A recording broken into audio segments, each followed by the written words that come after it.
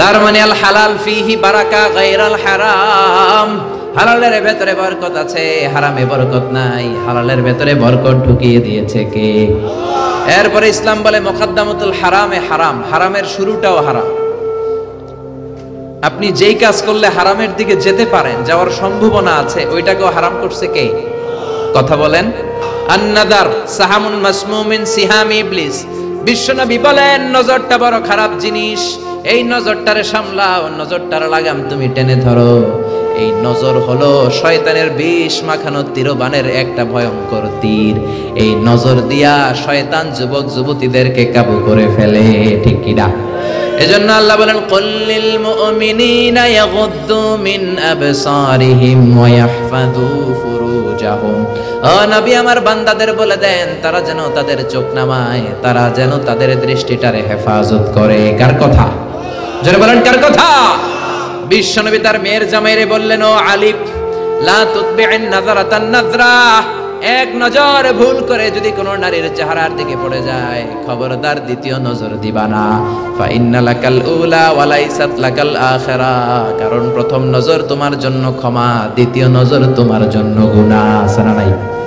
রাস্তা দিয়ে হাঁটতেছেন কুমিল্লা শহর, একটা সুন্দরী মেয়ের দিকে চোখ পড়তে পারে, আপনি কি করবেন? তাকায় থাকবেন না। কোরআন বলে lower your gauge, lower your eyesight, চোখ নামাও, তোমার মাফ করে দিবে কে? তার মানে প্রথম নজর ক্ষমা, কিন্তু মজা নেওয়ার জন্য আবার যদি নজর দেন, আবার যদি তাকান, গুনাহ ছাড়া নাই।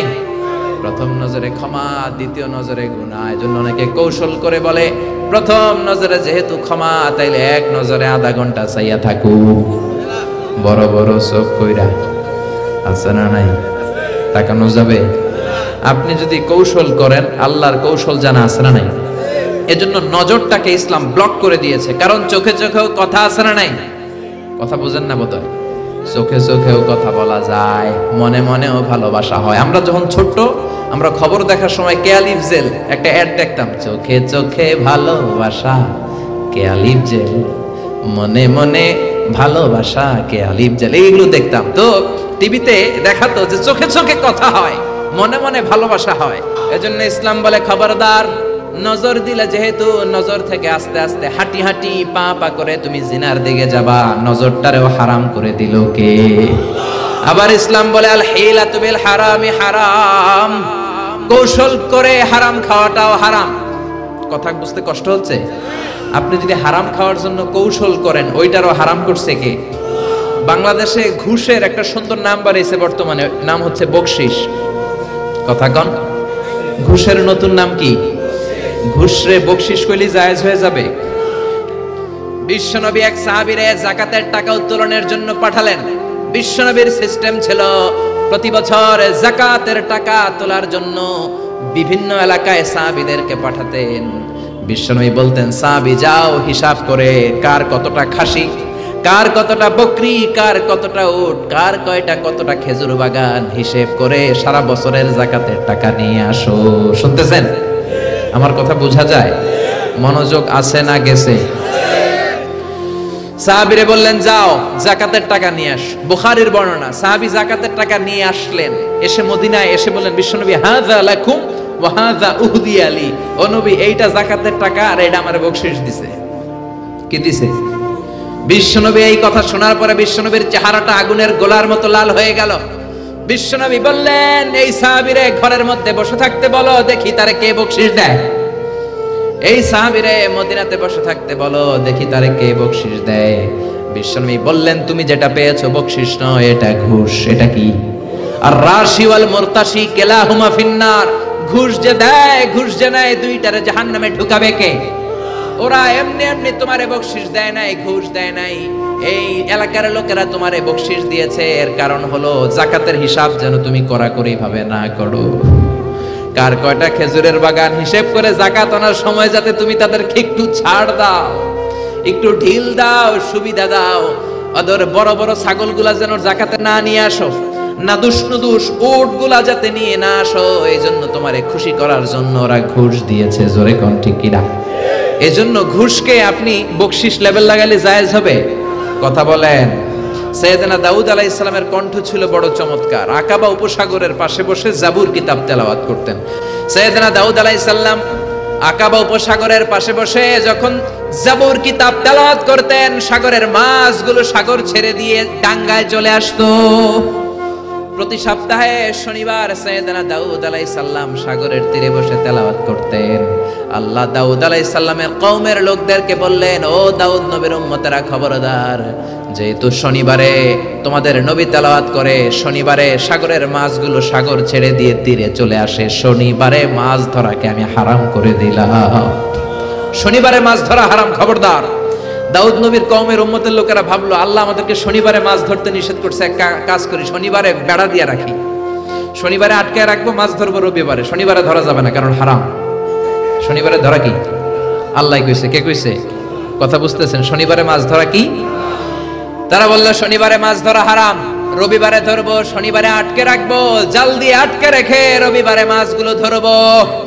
হারামকে কৌশল করে খাওয়ার জন্য পদ্ধতি অবলম্বন করলো। আল্লাহ বললেন, ফাকুনু কিরাদাতান খাসিন। আমি আল্লাহর কথাকে কৌশল করে হারামকে হালাল বানাতে চেয়েছো, যারা এই কৌশল করেছো তোরা সবগুলো অভিশপ্ত। তার মানে আপনি কৌশল করে হারামকে যদি খেতে চান, ওই কৌশলটাকেও হারাম করেছে কে? বিশ্বনবী বললেন, এদের উপর আল্লাহর লানত। হারাম জিনিসকে খাওয়ার জন্য তুমি কৌশল করেছো, হারামকে খাওয়ার হালাল বানানোর কৌশলটারেও হারাম করলো কে? আমার অনেক ব্যবসায়ী ভাইরাও এই কৌশলগুলো করে, খবরদার। কৌশল করলে হারাম কখনো হালাল হয় না।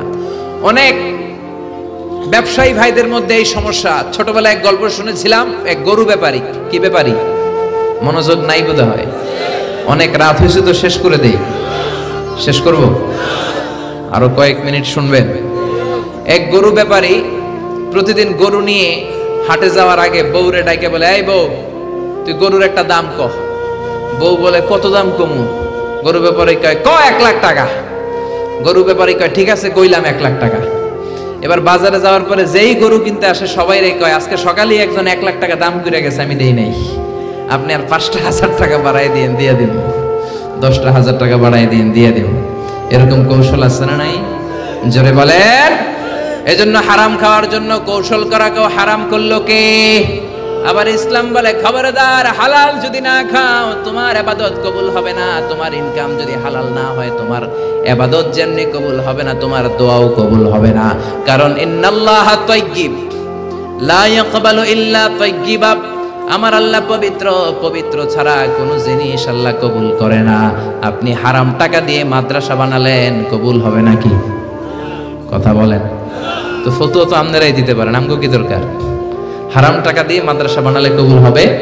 হারাম টাকা দিয়ে এতিমখানা বানালে, হারাম টাকা দিয়ে প্রতি বছর হজ করে নামের আগে আল হজ লাগালে কবুল হবে নাকি?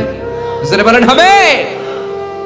এক সাহাবী বেদুইন লোক, বুখারীর বর্ণনা, কাবার চারদিকে হাত তুলে বলে, ইয়া রব, ইয়া রব, মাফ করে দাও, মাফ করে দাও।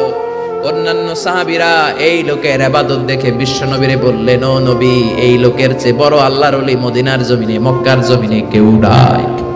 বিশ্ব নবী বললেন, কেন কেন? সাহাবীরা বললেন, দেখেন কেমনে হাত তুলে কাবার চারদিকে তাওয়াফ করে আর কাঁদে।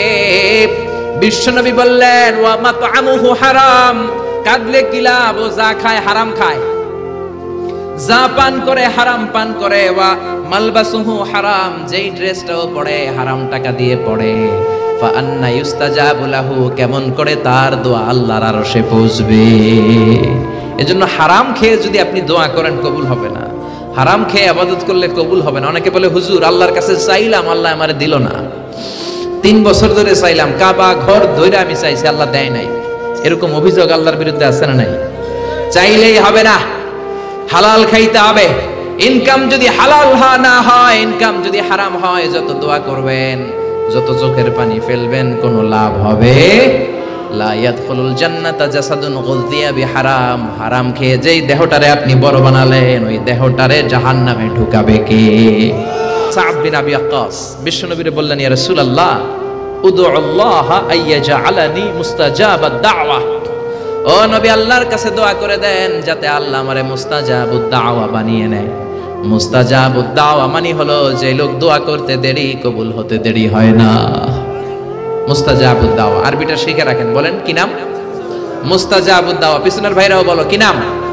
আরো জোরে সবাই বলেন, মুস্তাজাবুদ দাওয়া, দোয়া করলেই কবুল।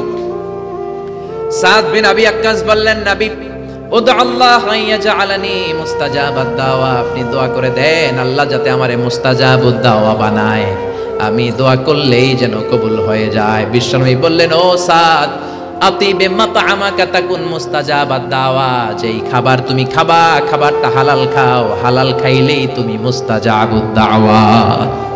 যেটা খাবা হালাল খাইবা, হালাল খাইলেই তোমার দোয়াকে কবুল করে নেবে কে? আবার কিয়ামতের ময়দানে 5টা প্রশ্নের উত্তর দেওয়া ছাড়া কোন বনি আদম পা নাড়াতে পারবে না।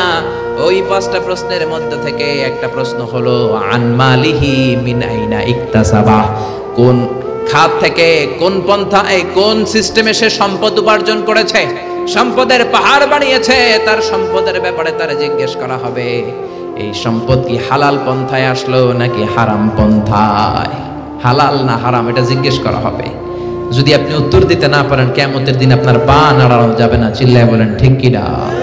আবার ইসলাম বলে আল হালালু হালালুন আলাল জামি ওয়াল হারামু হারামুন আলাল জামি, যেটা হারাম এটা সবার জন্য হারাম করে দিল কে?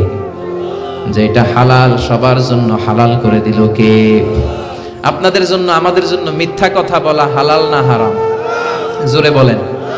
তো কাবা ঘরের ইমাম শাইখ আব্দুর রহমান আস-সুদাইসির জন্য তো মিথ্যা কথা বলা হালাল, হ্যাঁ? বুঝে শুনে বলবেন। তার মানে মিথ্যা কথা আপনার জন্য হারাম, কাবা ঘরের ইমামের জন্য হারাম। আল হারামু হারামুন আলাল জামি, হারাম এটা সবার জন্য হারাম। গীবত করা আপনার জন্য হারাম, কিন্তু এই মসজিদের ইমাম সাহেবের জন্য হালাল না। আপনার জন্য যেটা হারাম ইমাম সাহেব হুজুরের জন্য সেটা হারাম। আল হারাম হারামুন আলাল জামি, যেটা হারাম এটা সবার জন্য হারাম। বুঝতে পেরেছেন? আবার যেটা হালাল সবার জন্য হালাল। শার্ট প্যান্ট পরা আপনার জন্য যেমনি হালাল, ইমাম সাহেবের জন্য হালাল, ঠিক কিনা? এই তো অনেকের প্যাস লাগছে, আজারি সাহেব এটা কি কয়? আপনার জন্য যেটা হালাল ইমাম সাহেবের জন্য হালাল করে দিল কে? আপনারা না মানলে হবে কি? আল্লাহর কাছে তো হালাল। আপনাদের ইমাম সাহেব যদি প্যান্ট আর শার্ট পরে নামাজ পড়ায় ওই নামাজও কবুল, কিন্তু আলহামদুলিল্লাহ বাংলাদেশের কোনো ইমাম প্যান্ট শার্ট পরে না। তারা জুব্বা পরে, তারা পাঞ্জাবি পরে। কিন্তু আরব দেশে, মিশরে অনেক খতিব আছে প্যান্ট আর শার্ট পরে এমন খুতবা দেয়, আমি আজহারি ওই খুতবা থেকে নোট করি। সুবহানাল্লাহ কইতে পারলেন না? 1 লক্ষ হাদিসের হাফেজ আহমদ উমর হাশেম, গালে কোনো দাড়ি নাই, প্যান্ট শার্ট পরে যখন আল আজহার ইউনিভার্সিটির কোন গলির মধ্যে দিয়ে হাঁটে, সবাই ইউনিভার্সিটি ছেড়ে দিয়ে ওনার সাথে মুসাফা করার জন্য দৌড় দেয়। আমার একবার হাদিসের পরীক্ষা, অনার্সের 4th ইয়ার ফাইনাল, হঠাৎ দেখছি আহমদ উমর হাশেম আসছে। আমি পরীক্ষার হলে কাগজ থুইয়া দিছি দৌড়। আহমদ উমর হাশেমের হাতে একটা চুমু দেব, চুমু দিয়েছি। এবার হলে তো আর আমার ম্যাজিস্ট্রেট ঢুকতে দেয় না, ঢুকতে পারবা না, অনুমতি না নিয়ে দিছো দৌড়। অনুমতি চাইতে গেলে আমি আর সুযোগটা পেতাম না। আমি বললাম আমি আল্লাহর জন্য আহমদ উমর হাশেমকে ভালোবাসি, আমারে ঢুকতে দাও। যখন এমন করে কথা বলেছি, বলল যাও মিজান তুমি বসে যাও, ঢুকো। আলহামদুলিল্লাহ কোন? এজন্য শার্ট প্যান্ট আপনার জন্য যেমনি হালাল ইমাম সাহেবের জন্য হালাল, চুরি করা মিথ্যা বলা আপনার জন্য যেমনি হারাম ইমাম সাহেবের জন্য হারাম। কারণ ইসলামের আইন সবার জন্য সমান। এজন্য ইসলাম বলে আল হালালু হালালুন আলাল জামি, যেটা হালাল সবার জন্য হালাল, যেটা হারাম সবার জন্য হারাম। এজন্য বিশ্বনবী বলতেন আল্লাহুম্মা কফিনি বিহালালিকা আন হারামিক ওয়া আগনিনি বিফadলিকা আম্মান সিওয়াক। ও আল্লাহ, হারাম নয় হালালকে তুমি আমার জন্য যথেষ্ট বানাও, তোমার রহমতে অন্যের কাছে হাত পাতা থেকে আমাদেরকে বাঁচাও, পড়ে না আমিন। এজন্য সবাই হালাল খাইতে, হালাল ইনকাম করতে, হালাল দিয়ে জীবন সাজাইতে রাজি আছেন তো? হারামের সাথে আজ থেকে আমাদের কোনো সম্পর্ক নেই। চিল্লায় বলেন ঠিক কি না? কিছু লোক আছে কিছু কিছু জিনিসের ক্ষেত্রে হালাল মানে, কিছু কিছু ক্ষেত্রে মানে না, আছে না নাই? তার মানে আপনার জন্য ইউর ফুড শুড বি হালাল, যেটা খাবেন এটা হালাল হতে হবে। তারপরে আপনার ফ্যাশন, আপনার কাপড় চোপড় এটাও হালাল হতে হবে, কারণ ঠিক কিনা? আমাদের অনেকে ফ্যাশন পছন্দ করে, ফ্যাশনেবল, ফ্যাশনে কোনো সমস্যা নাই, কিন্তু হালাল ফ্যাশন নেন। মেয়েরা যারা ফ্যাশন পছন্দ করে সমস্যা নাই, তুমি সুন্দর বোরকা পরবা, তোমার বোরকা হতে হবে ঢিলে ঢালা, টাইট ফিটিং বোরকা পরা যাবে না। টাইট ফিটিং বোরকা আছে না নাই? বিষ্ণু বলেছেন কাসিয়াতুন আরিয়াত মাইলাতুন মুমিলাত, কিয়ামতের আগে বোরকাও পরবে, আবার দেহের সব অঙ্গ বোঝা যাবে। তার মানে এমন টাইট ফিটিং বোরকা, দূর থেকে দেহের সব উঁচু নিচু ভাঁজগুলো টের পাওয়া যায়, এরকম আছে না নাই? আছি আমরা কোন জামানায়, লাজ শরম গেছে হারায়।